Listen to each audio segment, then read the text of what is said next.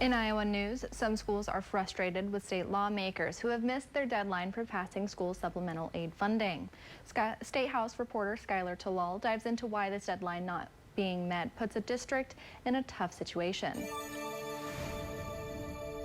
As of right now, SSA has still not been set, so we're flying blind in setting this budget. State lawmakers were supposed to pass state supplemental aid, or SSA funding, by their self-imposed deadline of February 9th.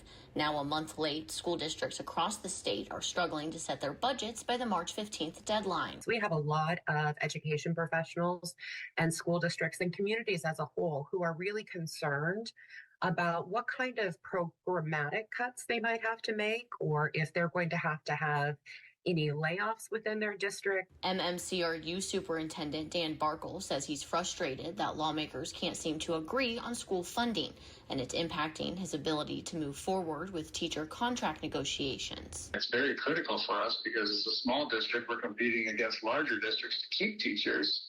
So we always want to get our contracts out as soon as possible. There is some movement on what funding could look like. Governor Kim Reynolds proposing a 2.5% increase, and the House passing a bit more at 3%.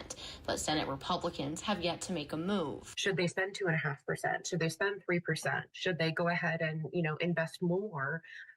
Not knowing whether or not the state's going to be able to come in and help them meet those budgetary needs. House lawmakers did advance the teacher pay bill with an amendment which would extend the deadline for school districts to set their budget. It extends the required date for districts to file their annual budget statement for the 2024-2025 year from March 15 to 30 days after the effective date of House File 2613, which was our SSA bill. But the deadline will only be extended once that teacher pay bill is signed into law, and House and Senate Republicans are still negotiating that bill, along with reforming area education agencies, which could all have an impact on school funding.